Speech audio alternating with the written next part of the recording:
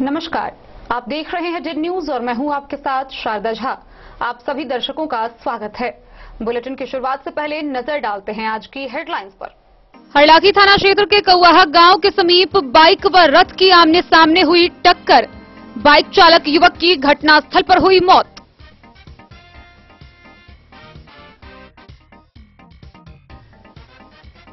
बेनीपट्टी के अनुमंडल पुलिस पदाधिकारी अरुण कुमार सिंह ने पतौना ओपी का किया औचक निरीक्षण।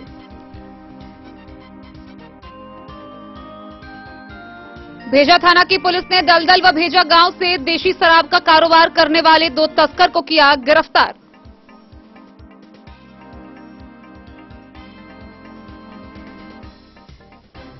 जिला मुख्यालय के डीएसपी प्रभाकर तिवारी ने साहरघाट में थाना का किया निरीक्षण।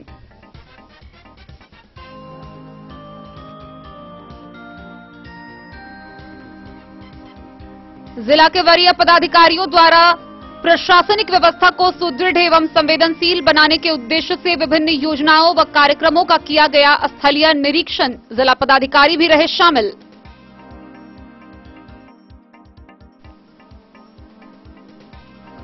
मधवापुर में धौस नदी किनारे बसा बिसनपुर गांव में सबसे अधिक बाढ़ के दौरान डूबने से लोगों की होती है मौत।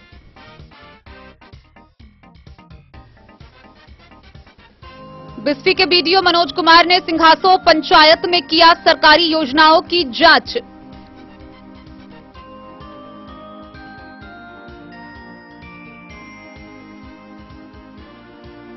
रेखा के अंचलाधिकारी राम प्रवेश प्रसाद ने नाजिरपुर गांव में पीडीएस दुकान की जांच। खजौली सीएसपी लूटकांड का पुलिस ने 72 घंटे के किया उद्भेदन। घटना में 7 अपराधियों की संलिप्तता, 2 गिरफ्तार। मधुबनी डीएम अरविंद वर्मा ने मुरैठ पंचायत में विकासात्मक योजनाओं की जांच। व्यापारियों द्वारा बेवजह सड़कों पर दुकान बिक्री के कारण लग रहा है जाम। जयनगर शहरी क्षेत्र में हर गली में जाम की समस्या।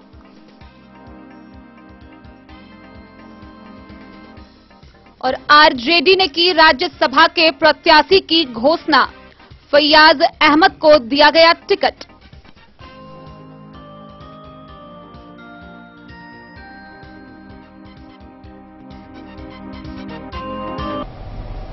खबरें अब विस्तार से। हरलाखी थाना क्षेत्र के कौआहा गांव के समीप एक रथ चालक ने एक बाइक में जबरदस्त टक्कर मार दी। इस दुर्घटना में मौके पर ही बाइक सवार बाइक चालक की मृत्यु हो गई। मृतक की पहचान खिरहर थाना क्षेत्र के हिसार गांव निवासी 20 वर्षीय संतोष कुमार के रूप में की गई है। इस घटना के बाद से जहां मृतक के परिजनों में सबका रो रो कर बुरा हाल है, वहीं दूसरी तरफ मौके से रथ का चालक फरार हो गया, जिसको लेकर आगे कार्रवाई की जा रही है। हरलाखी थाना क्षेत्र के कौआहा गांव के समीप एक रथ चालक ने बाइक चालक को ठोकर मार दी, जिससे बाइक चालक की मौत घटनास्थल पर ही हो गई।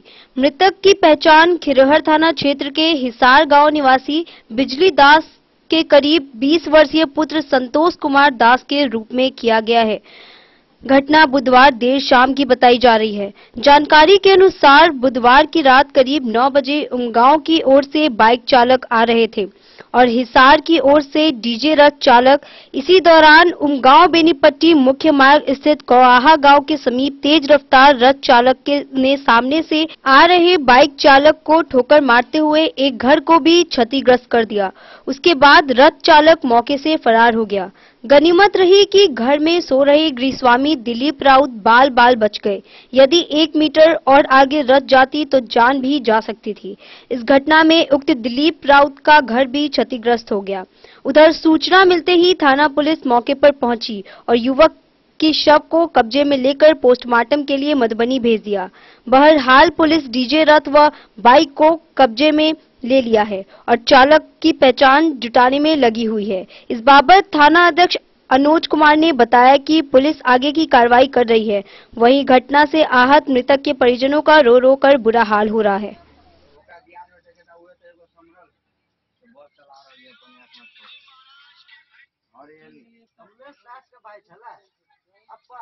ओका भाई तो बहुत चल भी अपन कता है एगो भाई बोले ओकरो बाप से दे बस के नताज बस चिलामो का फोटो खिंचवाई की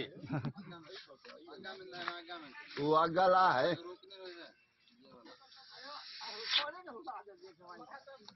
अच्छा घर में मिल गए कोई आदमी मर गए तो कोई दिक्कत नहीं घर में मिल गए तो बचा ये घर तक प्योर बन जाते हैं, लेकिन आदमी तो नहीं न बनता है। ये जानकारी सर हम तो सोया हुआ था, लेकिन दक्षिण से उत्तर को तरफ रथ जा रहा था, उत्तर से दक्षिण को तरफ मोटरसाइकिल जा रहा था। उसके बाद कैसे हमारे घर में जो रथ घुस गया ना, तो हम तो चेहा करके उठे, डर से हम तो कांप रहे अंदर। फिर पब्लिक उब्लिक सब पहुंचा, फिर हम टाटी फाड़ करके उसमें से निकले। कुछ नुकसान भी है क्या? हाँ, घर का नुकसान हुआ है। और बाइक चालक एक तो स्पोर्ट मर्डर हो गया। और रथ कहाँ का है? रथ सलहा कहता है क्या, उधर का है। तो रथ चालक कहाँ है? वो लोग फरार हो गया। और घटना कब की है? 8-8:15 बजे की घटना। और बाइक चालक कहाँ का पता है? बाइक चालक हिसार का था। से संजय राउत की रिपोर्ट। बेनीपट्टी के अनुमंडल पुलिस पदाधिकारी अरुण कुमार सिंह ने बिस्फे स्थित पतौना ओपी का निरीक्षण किया। इस औचक निरीक्षण में उन्होंने ओपी परिसर समेत थाना में रखे गए सभी पंजियों की जांच की। मौके पर शराब तस्करी कानून को प्रभावी ढंग से लागू करने के लिए पुलिस अधिकारियों व कर्मियों को कई निर्देश दिए। बिस्फी प्रखंड में पुलिस मुख्यालय पटना के आदेशानुसार बेनीपट्टी अनुमंडल पुलिस पदाधिकारी अरुण कुमार सिंह ने पतौना ओपी का औचक निरीक्षण किया। औचक निरीक्षण के दौरान एसडीपीओ अरुण कुमार सिंह ने ओपी परिसर सहित सभी पंजियों का निरीक्षण किया। वहीं एसडीपीओ ने प्रभारी ओपी अध्यक्ष को ओपी क्षेत्र में अपराध नियंत्रण को लेकर कड़ी नजर रखने व शराबबंदी को प्रभावी ढंग से लागू करने का कड़ा निर्देश दिया। फरार अभियुक्तों की गिरफ्तारी में तेजी लाने व असामाजिक तत्वों की गतिविधियों पर कड़ी नजर रखने को कहा।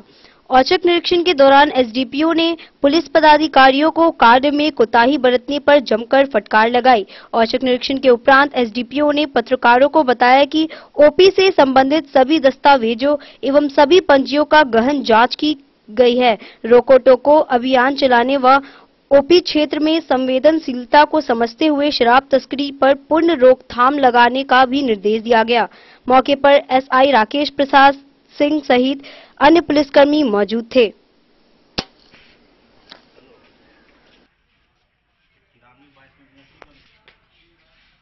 बिस्फी से सत्यनारायण यादव की रिपोर्ट।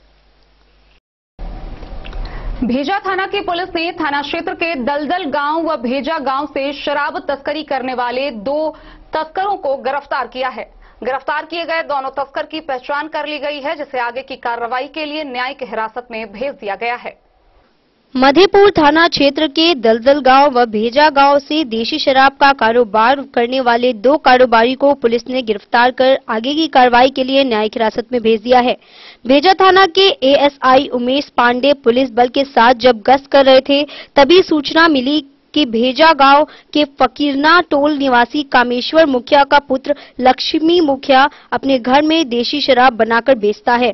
तभी चिन्हित जगह पहुंचकर छापामारी किया गया तो तलाशी के दौरान लक्ष्मी मुखिया के घर में 2 लीटर देशी शराब मिला। उसके बाद लक्ष्मी मुखिया को गिरफ्तार कर लिया गया। उसको लेकर थाना की ओर चले, तभी दलदल गांव की सूचना मिली कि वहां एक व्यक्ति देशी शराब का कारोबार कर रहा है।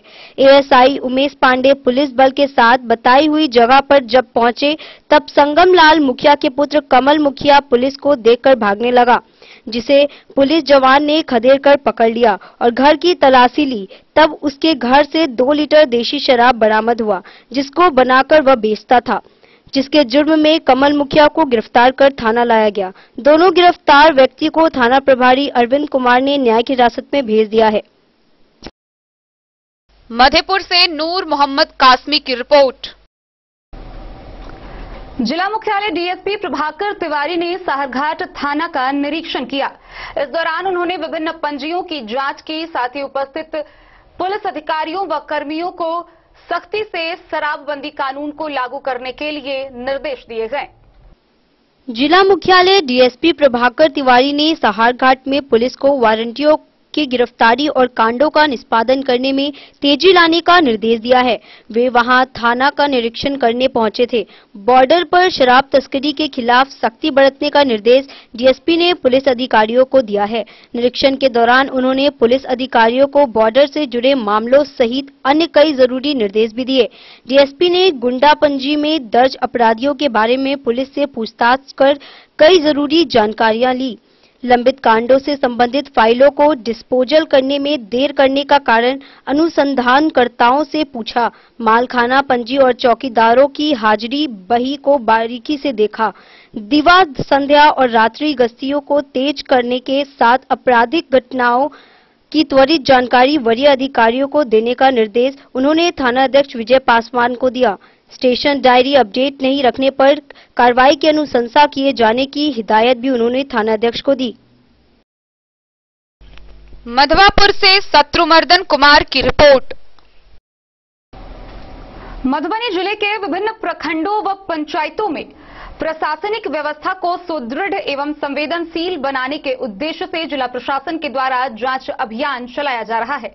इसी कड़ी में जिला के वरीय पदाधिकारियों द्वारा सरकार द्वारा संचालित विभिन्न विकासात्मक कार्यक्रमों व योजनाओं की जांच करने के लिए स्थल निरीक्षण किया गया। वरीय पदाधिकारियों का नेतृत्व खुद मधुबनी के जिलाधिकारी अरविंद कुमार वर्मा ने किया, जहां मौके पर पहुंचकर उन्होंने जायजा लेते हुए स्थल का निरीक्षण किया। जिला पदाधिकारी अरविंद कुमार वर्मा के निर्देश के आलोक में सरकार के महत्वपूर्ण कार्यक्रमों को त्वरित एवं प्रभावी ढंग से लागू करने तथा जिले में न्याय के साथ विकास को सुनिश्चित करने के साथ साथ प्रशासनिक व्यवस्था को सुदृढ़ एवं संवेदनशील बनाने के उद्देश्य से विभिन्न योजनाओं कार्यक्रमों के स्थलीय निरीक्षण हेतु पदाधिकारियों को जिले के सभी प्रखंडों पंचायतों में जाँच एवं निरीक्षण हेतु भ्रमण करने का आदेश दिया गया। साथ ही निरीक्षण प्रतिवेदन जिला मुख्यालय में उपलब्ध कराने का भी निर्देश दिया गया, जिसके तहत सरकार की विभिन्न योजनाओं में हर घर नल का जल, घर तक पक्की गली वाली योजना, पंचायत में प्राथमिकी माध्यमिक उच्च विद्यालय का निरीक्षण, छात्राओं के शौचालय, पेयजल, बिजली, मध्याह्न भोजन की गुणवत्ता, अनुसूचित जाति, अनुसूचित जनजाति, अन्य पिछड़ा वर्ग, अल्पसंख्यक छात्रावास में छात्रावास का निरीक्षण, आंगनबाड़ी केंद्र का निरीक्षण, स्वास्थ्य के क्षेत्र में प्राथमिक स्वास्थ्य केंद्र, उप स्वास्थ्य केंद्र में चिकित्सक की उपस्थिति एवं मूलभूत सुविधाओं का निरीक्षण, सामाजिक सुरक्षा योजना अंतर्गत सभी पेंशन योजनाओं में लाभुकों के खातों में वितरण की जाने राशि की स्थिति, आपूर्ति के क्षेत्र में खाद्यान्न भंडारण का निरीक्षण, खाद्यान्न की गुणवत्ता की स्थिति, मनरेगा योजनाओं के अच्छेदन स्थिति की समीक्षा, आवास योजना अंतर्गत प्रधानमंत्री आवास योजना के अच्छेदन स्थिति की समीक्षा, पंचायत सरकार भवन की स्थिति का निरीक्षण, भू राजस्व मामले से संबंधित किसी भी मुद्दे पर प्राप्त शिकायत का अवलोकन एवं निरीक्षण हेतु निर्देश किया गया। उक्त निर्देश के अनुसार आलोक में सभी प्रखंडों में प्रतिनियुक्त पदाधिकारियों द्वारा योजनाओं की जांच की जा रही है। जिलाधिकारी अरविंद कुमार वर्मा द्वारा ग्राम पंचायत राज भूपट्टी के अंतर्गत जन वितरण प्रणाली, पंचायत भवन, पंचायत के तालाब के साथ साथ पंचायत की सड़कों की स्थिति का भी मुआयना किया गया। तत्पश्चात पंचायत भवन भूपट्टी के निरीक्षण के दौरान उन्होंने स्थानीय मुखिया एवं अन्य जनप्रतिनिधियों से पंचायत की समस्याओं की जानकारी ली। अपने निरीक्षण के दौरान जिलाधिकारी ने पंचायत के वार्ड संख्या 1, 2 एवं 5 में नल का जल आपूर्ति का निरीक्षण किया। निरीक्षण के क्रम में पाया गया कि वार्ड संख्या 1 एवं 2 में नल का जल योजना द्वारा जल आपूर्ति बाधित है। वहीं वार्ड संख्या 5 में कुछ घरों में जल की आपूर्ति देखी गई। जिलाधिकारी ने उपस्थित अधिकारियों को निर्देश दिया कि अगले 2 दिनों में पंचायत के अंतर्गत जल की आपूर्ति सुनिश्चित की जाए। उन्होंने पंचायत के वार्ड संख्या 5 के अंतर्गत जन वितरण प्रणाली के कार्यों का भी जायजा लिया। उन्होंने उपस्थित ग्रामीणों से भी इस संबंध में जानकारी भी प्राप्त की। अपने निरीक्षण के क्रम में उन्होंने पंचायत के अंतर्गत लक्ष्मी पूर्वे के घर से तांती टोला तक बने पीसीसी सड़क का भी निरीक्षण किया। पंचायत के पोखरों के घाटों के निर्माण में मनरेगा योजना द्वारा किए गए कार्यों का भी जायजा लिया। Bureau report, Madhubani. हर प्रखंड पंचायत में सभी मूलभूत सुविधाएं उपलब्ध कराना व हर जगह विकास होने का दावा धरातल पर हवा हवाई साबित होता नजर आ रहा है। हम बात कर रहे हैं मधुबनी जिला के मधवापुर प्रखंड के बिसनपुर गांव की। धौंस नदी किनारे बसा बिसनपुर गांव वर्षों से बाढ़ की चपेट से कई मौतें का कारण बन चुका है। स्थानीय लोगों की माने तो हर वर्ष सबसे अधिक बाढ़ के कारण ही स्थानीय लोगों की मौत होती है। वहीं दूसरी तरफ गांव में 60 से 62 साल पुराना अस्पताल है जो भी पूरी तरह जर्जर हो चुका है। इसके अलावा स्थानीय लोग कई मूलभूत सुविधाओं से पूरी तरह महरूम हैं। धौंस नदी किनारे बसा बिसनपुर गांव में पिछली बाढ़ के दौरान डूबने से कई मौतें हो चुकी है। इस बार भी संभावित बाढ़ से पूर्व वहां के लोग नदी के कमजोर और क्षतिग्रस्त तटबंध की बुरी हालत को लेकर सहमे हुए हैं। नदी भरने पर लोग बुनियादी सुविधाओं से वंचित हो जाते हैं। लाल बाबू यादव का घर नदी में बहने के बाद वे बीवी बच्चों के साथ कई साल पहले रोजी रोटी के लिए अन्य प्रदेश पलायन कर गए। वे लोग अब वहीं रहते हैं। नदी किनारे बसे करीब 95 वर्षीय बुजुर्ग महेंद्र यादव ने बताया कि उनके पूर्वज करीब 200 साल से वहां बसे थे। उस वक्त से उनके वंशज आपसी चंदा से चचरी पुल बनाकर समय गुजार रहे हैं। रघुवीर यादव का 5 वर्षीय बेटा, सुबोध यादव की 12 वर्षीय बेटी और राम सेवक यादव का 7 वर्षीय बेटा की मौत पिछली बाढ़ में डूबने से हो गई थी।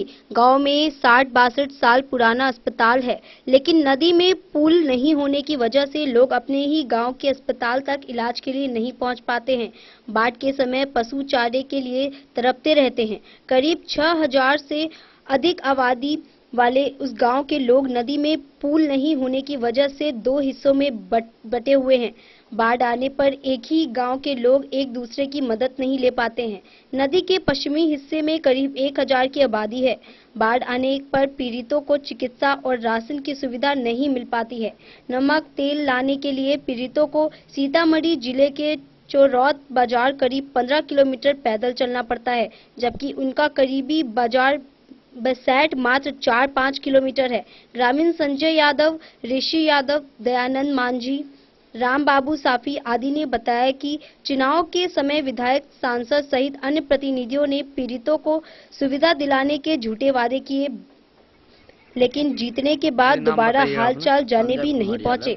संजय जी, बताइए कि आप बिशनपुर धौंस नदी तट पर अभी खड़े हैं, क्या समस्या है यहाँ? अब बाढ़ आने की संभावना लोग जता रहे हैं, बाढ़ में क्या समस्या होती है? यहाँ बाढ़ के दिनों में हालात इस कदर हो जाता है जो जनजीवन लोगों का अस्त व्यस्त हो जाता है। सड़क का संपर्क टूट जाने से बिशनपुर पूरब साइड के लोग न पश्चिम की ओर जा सकते, न पश्चिम के लोग पूरब की ओर जा सकते। पश्चिम साइड में जो मुसरी टोल है, जहां हम लोग स्थित अभी खड़े हैं, वहां स्वास्थ्य लाभ के लिए भी अगर बच्चे बीमार होते हैं, राशन की जरूरत होती है, तो लोग चाह करके भी पूर्वारी साइड में नहीं जा सकते, अपने राशन की व्यवस्था नहीं कर सकते, अपने दवा नहीं ला सकते। यही हालात होते जा रहा है। कहाँ जाना पड़ता है लोगों को मार्केट के लिए? यहाँ नमक तेल सब्जी वगैरह लाने के लिए कहाँ जाना पड़ता है? यहाँ से लोगों को चरौत पुपरी जाना पड़ता है, बसैठा जाना पड़ता है। कितनी दूरी? चरौत तो 15 किलोमीटर के आसपास। क्या दूरी होगी? चरौत की दूरी यहाँ से 15 किलोमीटर है और पुपरी की भी दूरी लगभग 17-18 किलोमीटर यहाँ से। अच्छा, यहाँ से करीब मार्केट कौन है? सबसे नजदीक मार्केट? सबसे करीब मार्केट बसैठ पड़ता है। कितना किलोमीटर होगा? 5 किलोमीटर। तो 5 किलोमीटर अभी सूखे के समय में तो लोग। क्या नाम है बाबा आपका? महेंद्र यादव। कहाँ घर हुआ? ठाकुर बिशनपुर।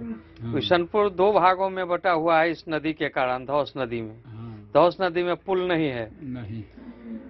कितने दिनों से ये बस्ती है? आप लोग किस साइड में है, पूरब की पश्चिम? पश्चिम। नदी के पश्चिम है। नदी से पश्चिम। बड़ी बस्ती नदी के पूरब है या पश्चिम? बड़ी बस्ती किधर है? बड़ी भेलपुर पूरब। और इधर कम लोग हैं पश्चिम। कितनी आबादी है पश्चिम तरफ? करीब हमरा भैया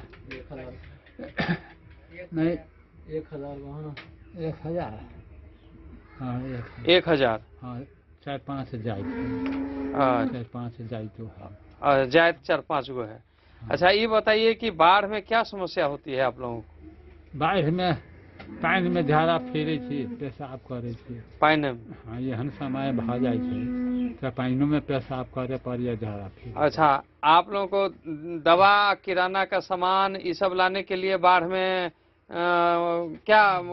कहाँ से लाना पड़ता है? बहुत दूर जाना पड़ता होगा।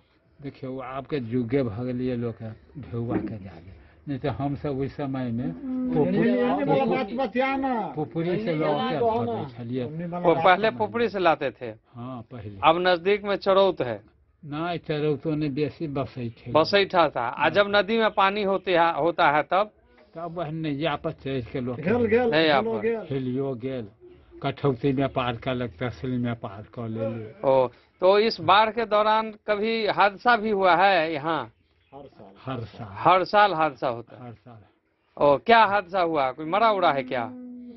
इस नदी जो है से नेपाल से आयल है। हाँ, चालू बाढ़ में मरा है कोई यहाँ? रातों मरा। कोई मर गया है यहाँ? मर गया है बच्चा सब, 10 बरिस का मर गया। हाँ, 3 बच्चे मर गए। हाँ, 3 बच्चे पिछली बाढ़ में? हाँ, बाढ़ में, पिछले बार के बाढ़ में, पिछले साल की बाढ़ में। हाँ, अंतिम में धिया पुता।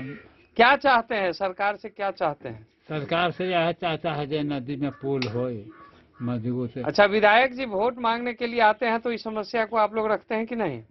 देखिए, वोट में सब कहते हम दे तो हम पुल बना दे, लेकिन आज तक किसी ने नहीं बनाया। कोई नहीं। जब उत्तरा वाला मसूदन के बेटा बसंत, वो सरकार के 5,000 रुपया दिलक, एगो सही नहीं के। तब उसके लड़के विधायक हैं अभी? अब कथू नहीं बनेगा। अब उनके पोते मकसूदन जी के पोते हैं अभी विधायक। हाँ, अब जे हो। वो लोगों को कहें कि नहीं, विधायक जी कभी आए हैं कि नहीं आपके इलाके में? नहीं, कहियो भैया, विधायक नहीं आए हैं कभी? नहीं, कभी। अब वोट टाइम में आए थे? वोटे के समय में। तो उस समय में आप लोग कहे कि नहीं पुल बनाने के? मधवापुर से शत्रुमर्दन कुमार की रिपोर्ट।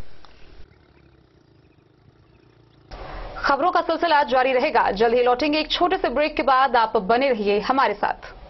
स्कूल मधुबनी सीबीएसई पाठ्यक्रम के अनुसार वर्ग केजी से 12वीं तक की शिक्षा। सत्र 2022-23 वर्ग केजी से 9वीं और 11वीं तक के छात्र छात्राओं का नामांकन प्रारंभ है।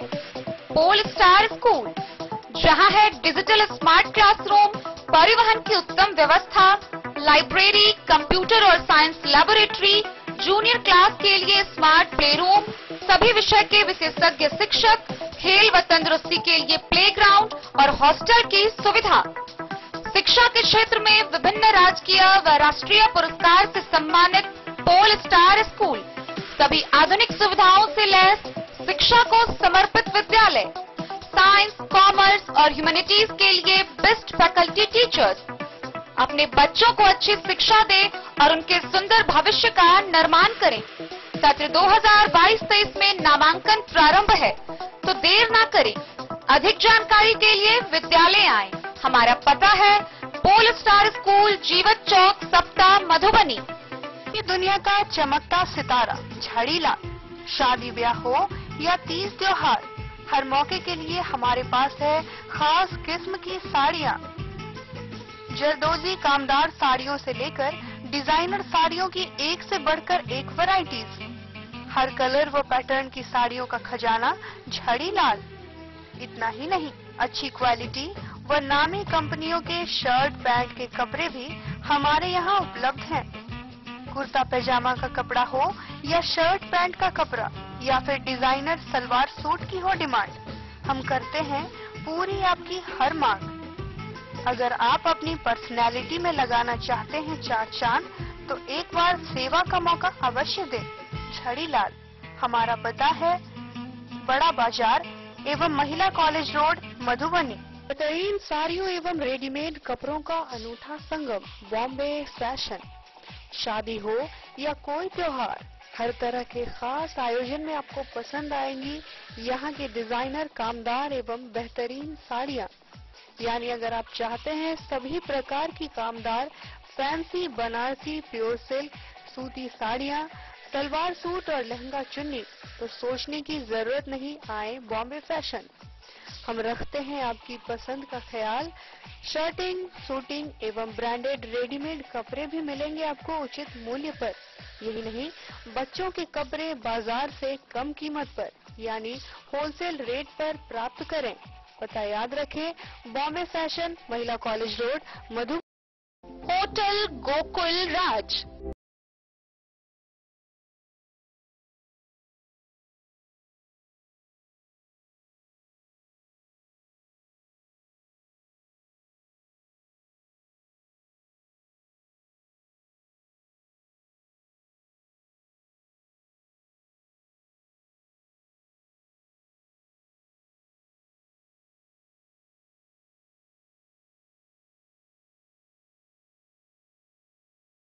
भार से दूर, शांति और सुकून से भरे वातावरण में मधुबनी शहर के लहरियागंज वार्ड नंबर 1 में पूरे मिथिलांचल क्षेत्र का सबसे भव्य होटल, होटल गोकुल राज। 4 मंजिला इमारत की इस होटल में है 4 बड़े बड़े बैंकेट हॉल, रिंग सेरेमनी, शादी, मीटिंग या पार्टी, हर एक आयोजन के लिए अलग से हॉल की व्यवस्था, रेस्टोरेंट की व्यवस्था जहां एक से बढ़कर एक लजीज व्यंजनों का मिलेगा संगम, और रहने का उचित प्रबंध, suite room, AC room, non AC room से सुसज्जित होटल जहां लिफ्ट की भी है व्यवस्था, पार्किंग का पूरा इंतजाम। तो आइए और जिंदगी में खुशियों से भरी यादें शामिल करिए। होटल गोकुल राज मधुबनी में आप लोगों का स्वागत है। होटल गोकुल राज, लहरियागंज वार्ड नंबर 1, मधुबनी। कारक कलर्स, मेसर्स विश्वनाथ कारक, लोहापट्टी, मधुबनी। यहाँ उपलब्ध है सकरनी wall guard, white cement, polymer base wall putty, दीवारों और प्लास्टर को पकड़े जकड़ के सकरनी प्लास्टर बॉन्ड, अद्वितीय उत्पाद जिसे जर्मन टेक्नोलॉजी के सहायता से किया गया है तैयार। किसी प्रकार के हैकिंग की आवश्यकता नहीं। सतह के साथ डुअल बॉन्डिंग, ज्यादा कवरेज, प्रयोग के बाद रंगीन होने के कारण प्रयोग किए हुए सतह का पता चलता है। पानी और नमी को रोकने की क्षमता रखता है। समय कम लगता है यानी पैसे की बचत। कंस्ट्रक्शन स्ट्रक्चर को कोई नुकसान नहीं। सामान्य तापमान में 9 महीने तक बंद पैकिंग में ठीक रहता है। 5, 10 और 20 किलो पैकिंग में उपलब्ध।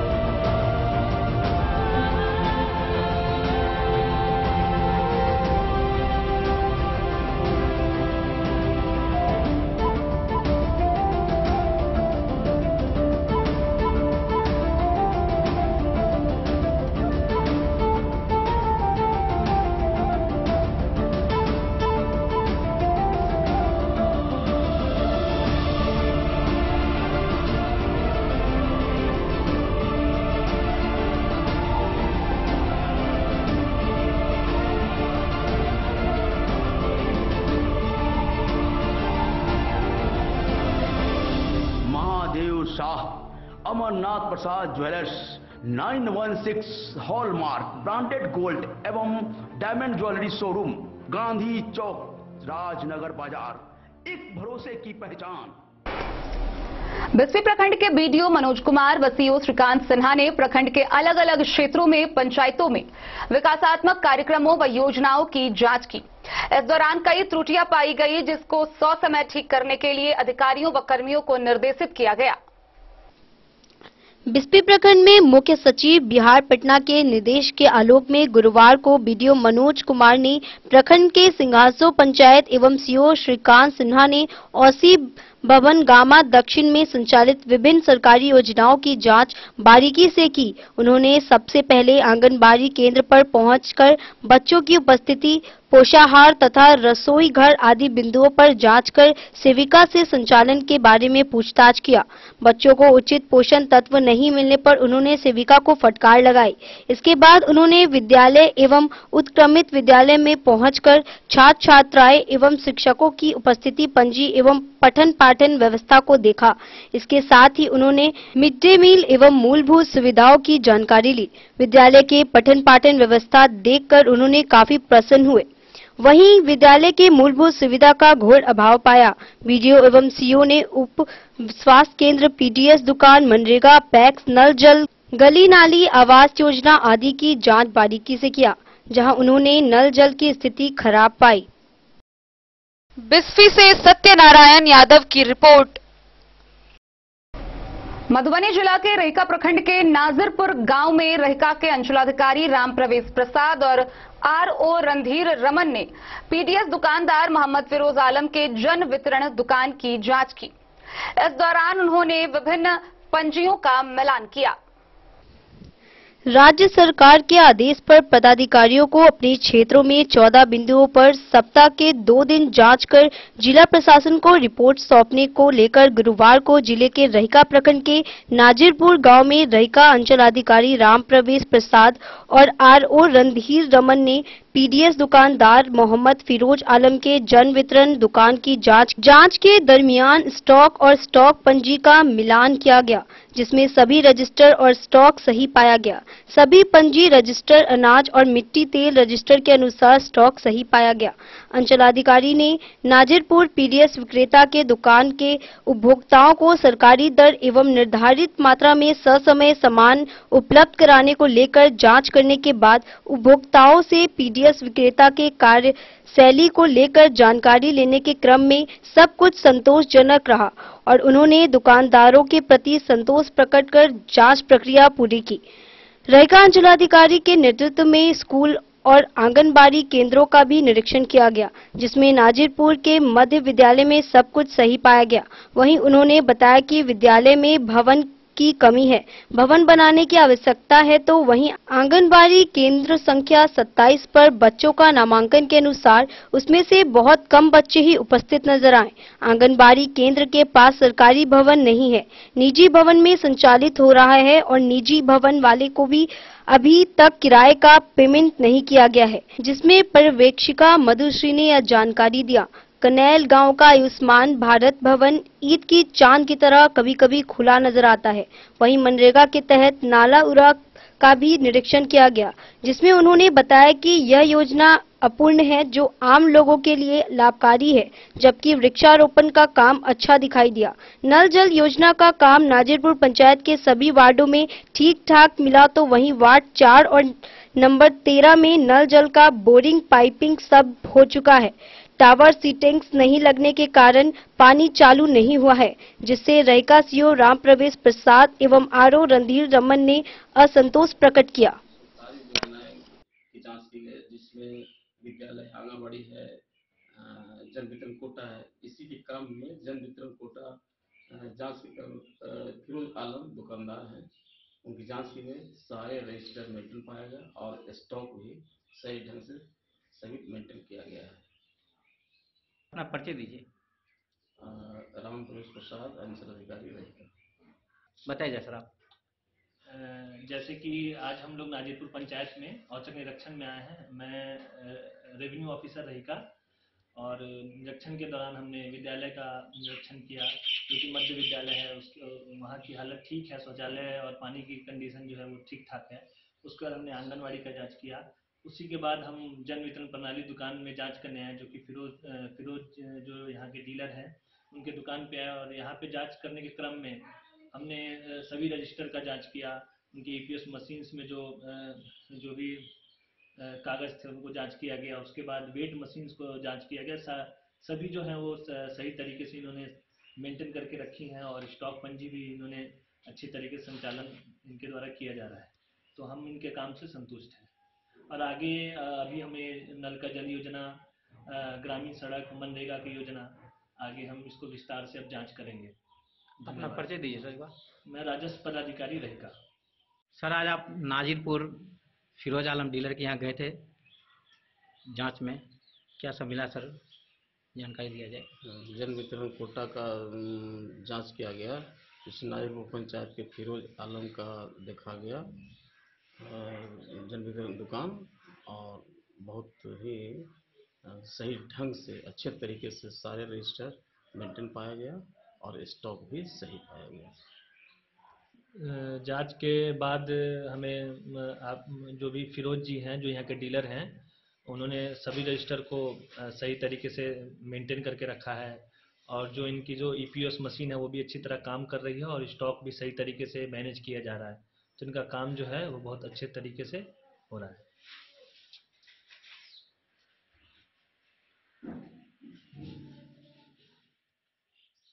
मधुबनी से फिरोज आलम की रिपोर्ट। बीते दिनों खजौली थाना क्षेत्र के एसबीआई के सीएसपी संचालक के साथ दिन दहाड़े बंदूक की नोक पर हुए लूटपाट के मामले में पुलिस ने 72 घंटे के अंदर इस मामले का उद्भेदन कर लिया है। इस मामले में 5 लोगों की संलिप्तता का खुलासा हुआ है, जिसमें 2 लोगों को अब तक गिरफ्तार किया जा चुका है। हालांकि इस घटना का मास्टरमाइंड अब तक गिरफ्तार नहीं हुआ है, ना ही राशि की बरामदगी हुई है। आइए हम आपको दिखाते हैं विस्तार से ये पूरी खबर। खजौली थाना क्षेत्र के सुक्की धत्ता टोल में एसबीआई खजौली शाखा के सीएसपी संचालक से 6,34,000 लूटकांड के मामले में पुलिस को बहुत बड़ी कामयाबी हासिल हुई है। घटना के 72 घंटा के भीतर जिलाधीक्षक के नेतृत्व में गठित एसआईटी तकनीकी सेल एवं खजौली थानाध्यक्ष अजीत प्रसाद सिंह ने कांड का उद्भेदन कर लिया। लाइनर का काम करने वाले व घटना में संलिप्त 2 आरोपी को गिरफ्तार कर लिया। गिरफ्तार आरोपी में खजौली थाना क्षेत्र के डारहा गांव निवासी सुमन कुंवर व कलवाही थाना क्षेत्र नरार गुलरिया टोल निवासी मुलायम सिंह यादव शामिल है। अपराधी सुमन कुंवर की गिरफ्तारी मंगलवार को उसके गांव से हुई, जबकि मुलायम यादव की गिरफ्तारी लक्ष्मीपुर नहर के समीप से किया गया। दोनों के पास से मोबाइल जब्त कर लिया गया है। पुलिस अपराधी के कॉल डिटेल खंगालने में जुटी है। गिरफ्तार दोनों अपराधियों को बुधवार को न्यायिक हिरासत में भेज दिया गया। थानाध्यक्ष ने बताया कि गिरफ्तार दोनों आरोपी से पूछताछ पर उसने घटना में संलिप्तता स्वीकार की। इस कांड में 7 अपराधी शामिल हैं। सभी अपराधियों के नाम व पता का खुलासा कर लिया गया है, जिसमें खजौली, कलवाही व जयनगर थाना क्षेत्र के अपराधी संलिप्त है। घटना के मास्टरमाइंड सहित 5 अपराधियों की गिरफ्तारी के लिए सघन छापेमारी की जा रही है। उन्होंने कहा कि घटना में संलिप्त शेष बचे सभी अपराधी को शीघ्र गिरफ्तार कर लिया जाएगा। घटना सुनियोजित था। ये दोनों लाइनर की भूमिका में थे। जो बैंक एसबीआई शाखा पर था, वही 2 अपराधी बेहटा चौक पर तथा एक ही बाइक पर सवार मास्टरमाइंड सहित 3 अपराधी सुक्की धत्ता टोल में घटना को अंजाम दिया। गिरफ्तारी दल में थानाध्यक्ष अजीत प्रसाद सिंह, प्रशिक्षु दारोगा राम कुमार, एसआई सुरेश प्रसाद सिंह सहित अन्य पुलिस बल शामिल थे। कांड उद्भेदन को गठित एसआईटी का टीम था। पुलिस अधीक्षक मधुबनी के आदेश पर कांड उद्भेदन को एसआईटी का गठन किया गया था, जिसमें सदर डीएसपी मधुबनी के नेतृत्व में police inspector RK Bhanu, Khajauli के थानाध्यक्ष अरविंद कुमार, जयनगर के थानाध्यक्ष विपिन कुमार सिंह, प्रशिक्षु दारोगा राम कुमार, पीएसआई राहुल कुमार, तकनीकी सेल के सुरेश कुमार व मनोहर कुमार शामिल थे। एसआईटी की टीम व खजौली थाना पुलिस के सहयोग से घटना का उद्भेदन हुआ है। वहीं खजौली पुलिस ने कांड का उद्भेदन बड़ी ही गंभीरता से किया है। घटना के 72 घंटा के भीतर लूटकांड का पर्दाफाश कर दिया। घटना में संलिप्त सभी अपराधियों के नाम व ठिकाने का खुलासा कर लिया गया है। घटना में 7 अपराधी शामिल हैं, जिसमें से 2 लाइनर को गिरफ्तार कर जेल भेज दिया है। मास्टरमाइंड सहित शेष 5 अपराधियों की गिरफ्तारी के लिए सघन छापेमारी की जा रही है। गौरतलब है कि खजौली थाना क्षेत्र के सरावे गांव निवासी एवं सुक्की साइफन चौक पर एसबीआई के सीएसपी संचालक अवधेश प्रसाद से 21 मई को दिन के करीब 11:30 बजे अपराधियों ने बंदूक के नोक पर रुपयों से भरा बैग लूट लिया। लूट का अंजाम देने वाले अपराधी काले रंग के एक ही पल्सर बाइक पर सवार थे, जो बेहटा चौक से ओवरटेकिंग करते हुए सुक्की धत्ता टोल में घटना को अंजाम देकर फरार हो गया। वह एसबीआई खजौली शाखा से 3,84,000 की निकासी की थी। शेष 2,50,000 रुपए घर से लेकर जा रहा था। यानी कि सीएसपी संचालक के पास कुल 6,34,000 रुपए थे, जो अपराधियों ने लूट लिया और फरार हो गए। अभी लाइनर की गिरफ्तारी हुई है, लेकिन मास्टरमाइंड अभी भी पुलिस की गिरफ्त से फरार चल रहा है। साथ ही राशि की भी बरामदगी नहीं हो पाई है। वहीं इस बाबत थानाध्यक्ष अजीत प्रसाद सिंह ने बताया कि कांड का उद्भेदन कर लिया गया है। घटना में 7 अपराधियों की संलिप्तता का खुलासा हुआ है। राशि की बरामदगी नहीं हुई है। मास्टरमाइंड फरार है। शेष 5 अपराधियों की गिरफ्तारी के लिए सघन छापेमारी की जा रही है। सभी अपराधियों को शीघ्र गिरफ्तार कर जेल भेज दिया जाएगा। खजौली से सुधांशु ठाकुर की रिपोर्ट। मधुबनी के जिला पदाधिकारी अरविंद कुमार वर्मा ने मधुबनी जिला के मुरैठ पंचायत में विकासात्मक योजनाओं की जांच की। इस दौरान इन्होंने विभिन्न जगहों पर स्थल का निरीक्षण किया। विभिन्न योजनाओं की जांच कर दिशा निर्देश निर्गत किए।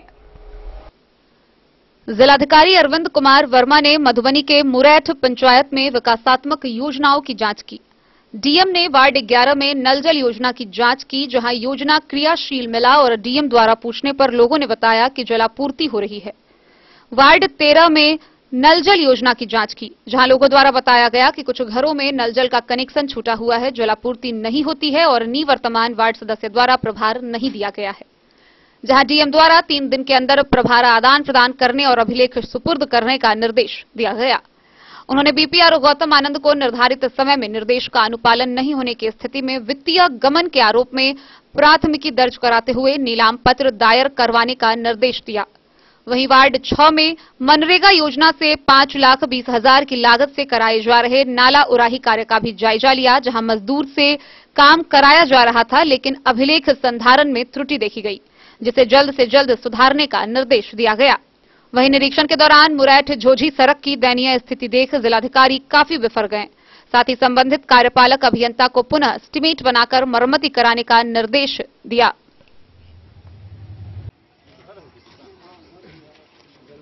में आपके द्वारा जांच किया जा रहा है, सब बताइए। हाँ, जांच कर रहे हैं। इसमें सबसे पहले हम लोग नल जल की योजना का जांच किए। कार्यालय में पहले समीक्षा की। समीक्षा में जानकारी मिली कि वार्ड नंबर 5 में, वार्ड नंबर 13 में, 14 में और 12 में, इन 4 वार्डों में नल जल क्रियाशील नहीं है और बाकी वार्डों में बताया गया क्रियाशील है। उसमें क्रियाशील में से एक वार्ड 11 का निरीक्षण किया गया और संतोषजनक पाया गया काम। वहाँ पे लोगों से पूछताछ की गई, घरों में पानी जा रहा था। हालांकि अभी लोग जो मासिक रूप से 30 रुपया का शुल्क देना है, वहाँ पे शुरू नहीं हुआ है। लोगों को समझाया गया कि आप शुल्क दीजिए, मासिक शुल्क, ताकि अगर उसकी मरम्मति भी कहीं खराब हो तो किया जा सके। तो लोगों ने आश्वासन दिया है और वार्ड सदस्य ने भी बोला है कि उसको करवाएंगे। और खराब में से एक वार्ड नंबर 13 का निरीक्षण किया गया और उसमें वाकई में फंक्शनल नहीं था। कुछ घरों में कनेक्शन भी छूटा हुआ था, मोटर भी नहीं चल रहा था। तो कारण उसका बताया गया लोगों के द्वारा कि जो पुराने वार्ड सदस्य भी प्रभार नहीं दिए हैं और वाउचर वगैरह भी नहीं सबमिट किए हैं, तो इसलिए उसका एमडी वगैरह भी कुछ किया नहीं जा सकता है।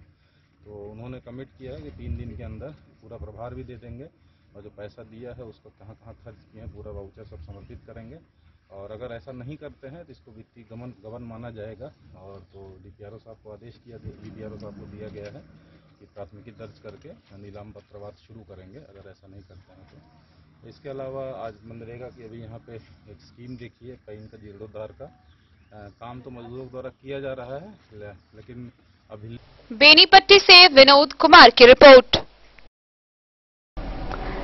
जयनगर शहरी क्षेत्र में जाम की समस्या दिन प्रतिदिन बढ़ती जा रही है और इसका सबसे मुख्य कारण है जयनगर शहरी क्षेत्र के विभिन्न गली मोहल्ले व बाजारों के किनारे लगे हुए दुकान का। दुकानदार न सिर्फ अपनी दुकान में बल्कि सड़कों पर दुकान को बाहर निकालकर बिक्री करते हैं, जहां ग्राहकों का जमावड़ा लगता है और यह सड़कों के जाम का मुख्य कारण बनता है। जयनगर शहरी क्षेत्र का क्षेत्रफल कम होने के कारण बाजार के मुख्य क्षेत्रों में व्यापार किया जा रहा है। व्यापार के अलावे सीमित क्षेत्रफल के अंदर bus stand, tempo stand, railway station एवं सभी प्रकार के दुकान संचालित हैं। शहरी क्षेत्र के विभिन्न सड़क व गलियां दुकानदारों के द्वारा सड़क तक अपने अपने दुकान का सामान निकालकर बिक्री करने के कारण सड़क की चौड़ाई में दिनों दिन कमी होने के कारण प्रतिदिन भयानक महाजाम जैसी समस्या उत्पन्न हो जाती है।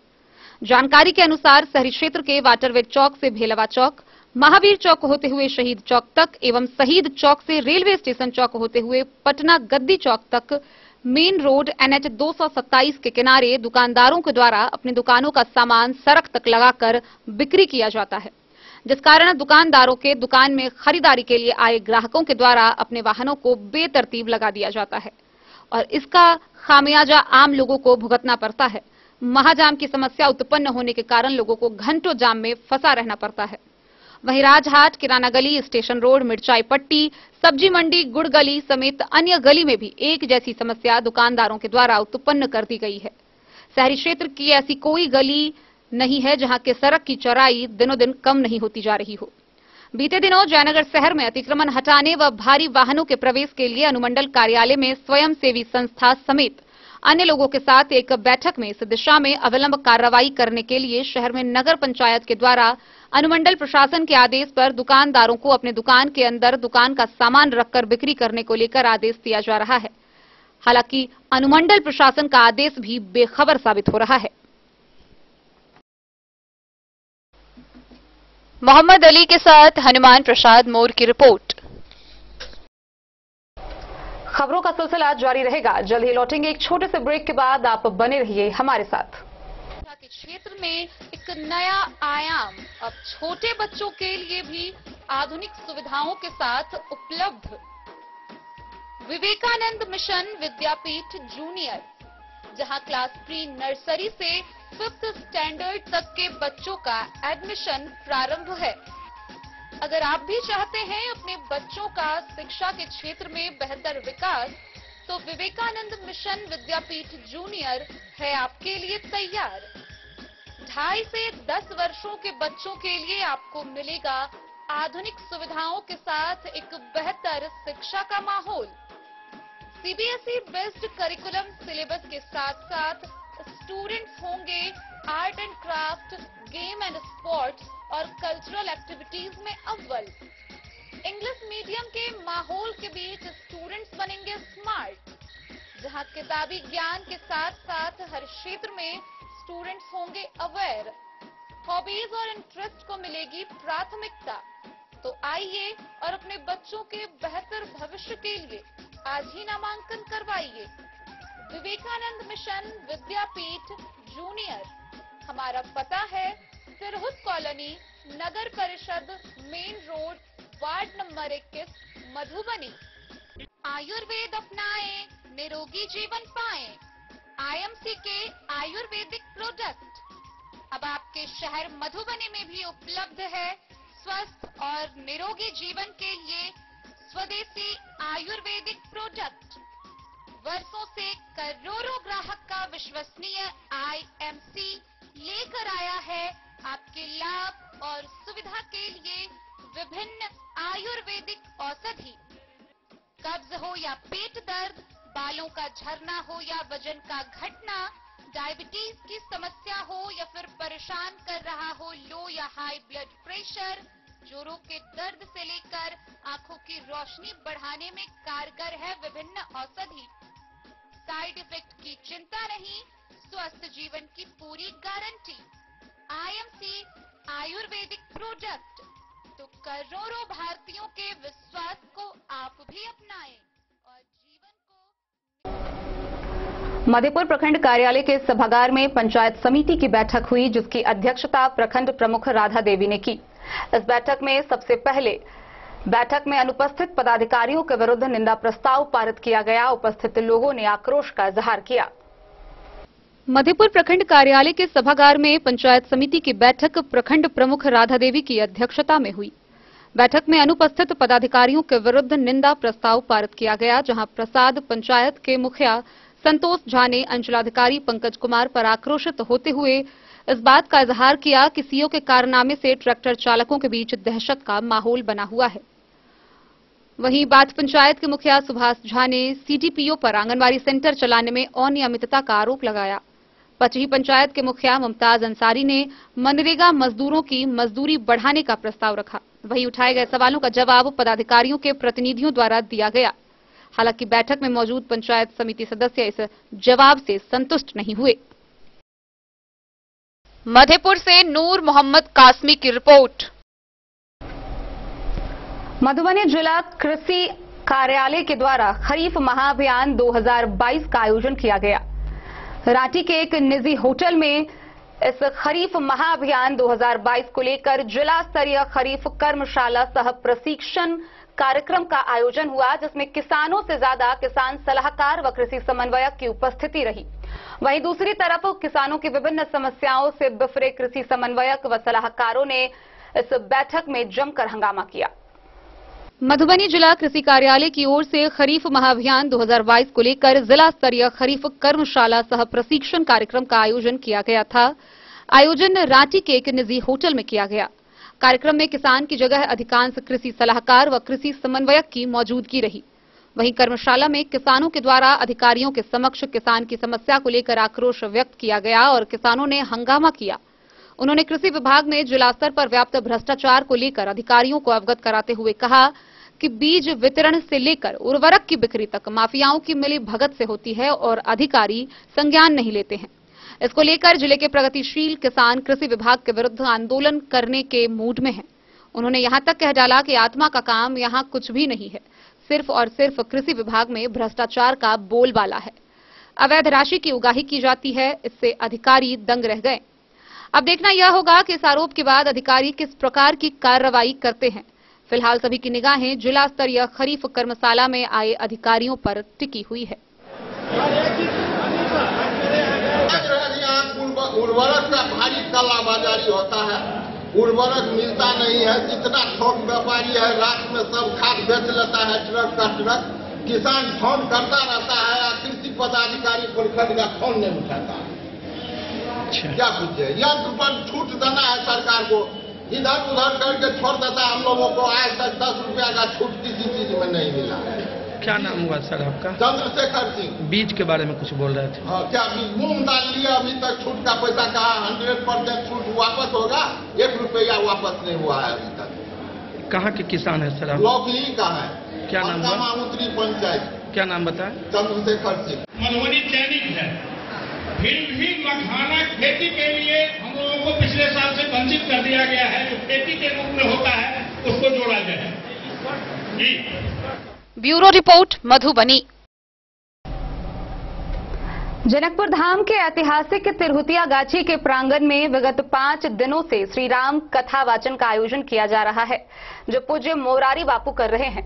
गौरतलब है कि देश विदेशों से हजारों की संख्या में श्रद्धालु कथा सुनने के लिए आ रहे हैं। वहीं आसपास का पूरा क्षेत्र भक्तिमय बना हुआ है।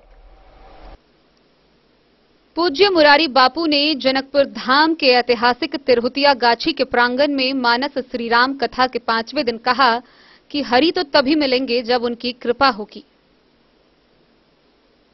मनुष्य को अपने पूजा पाठ का अहंकार कभी नहीं करना चाहिए।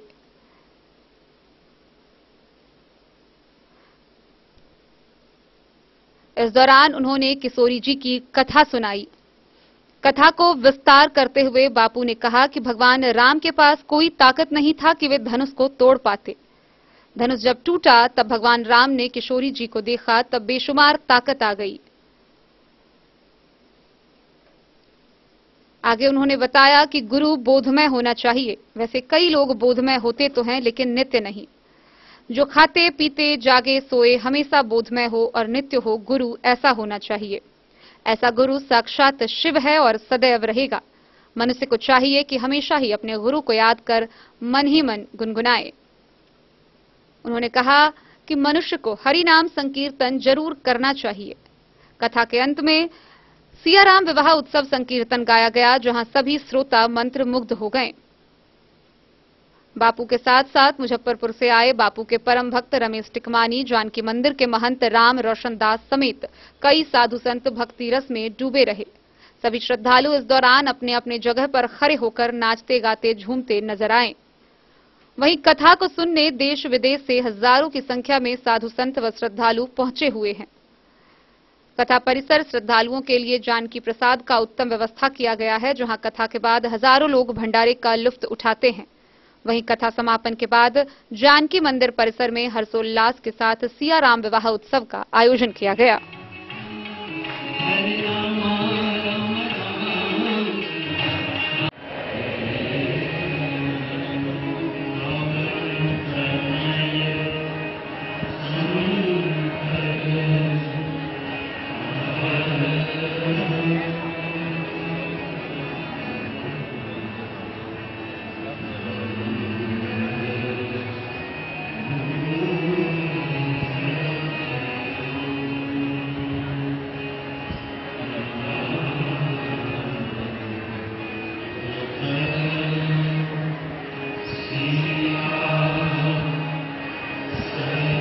मुरारी बापू जी का आज कार्यक्रम है, इसके लेकर के क्या सब किया गया?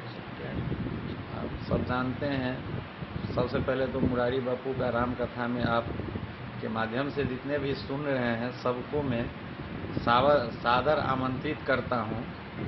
जनकपुर धाम में हमें लगता है 2 दशक बाद मुरारी बापू का राम कथा इस बार हो रहा है।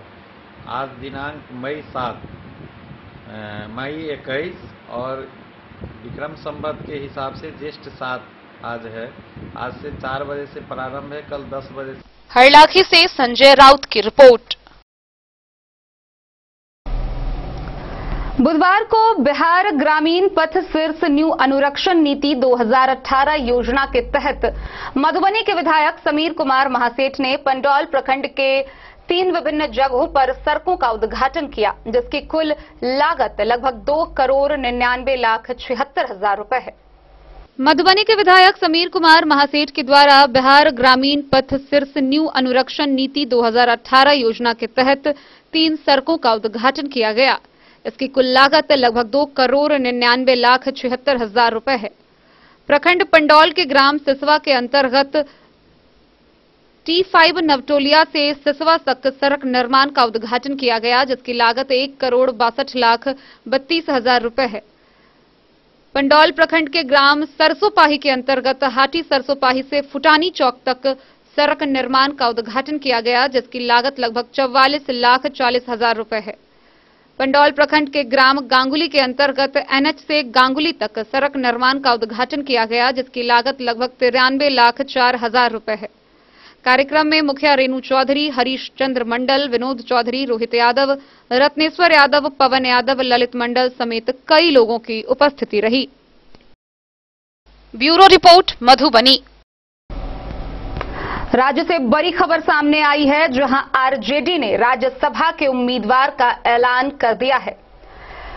फैयाज अहमद को राज्यसभा का उम्मीदवार बनाया गया है। गौरतलब है कि फैयाज अहमद 20वीं विधानसभा से उम्मीदवार भी रहे हैं।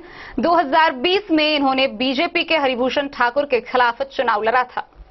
बिहार में आज बड़ी खबर आई है। आरजेडी ने राज्यसभा के उम्मीदवार का ऐलान कर दिया है।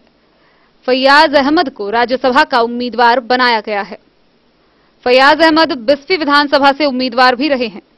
2020 में इन्होंने बीजेपी के हरिभूषण ठाकुर के खिलाफ चुनाव लड़ा था, लेकिन लगभग 10,000 मतों से चुनाव हार गए। फैयाज अहमद आरजेडी के करोड़पति उम्मीदवारों में से एक हैं। पिछले विधानसभा चुनाव में दिए आंकड़ों के मुताबिक फैयाज अहमद 11.7 करोड़ रुपए के मालिक हैं। राज्यसभा चुनाव 2022 के लिए बिहार की मुख्य विपक्षी पार्टी राजद ने 2 उम्मीदवारों की घोषणा कर दी है। लालू यादव की बेटी मीशा भारती और वरिष्ठ नेता फैयाज अहमद पर्चा दाखिल करेंगे। दोनों नेता शुक्रवार को 11 बजे चुनाव के लिए नामांकन पर्चा दाखिल करेंगे। फैयाज अहमद को राज्यसभा का उम्मीदवार बनाया गया है। Bureau report, Madhubani. तो आज के इस बुलेटिन में फिलहाल इतना ही। कल फिर हाजिर होंगे नए खबरों के साथ। तब तक दीजिए पूरी टीम को इजाजत और मधुबनी की हर छोटी बड़ी खबरों के लिए देखते रहिए DIN न्यूज। नमस्कार।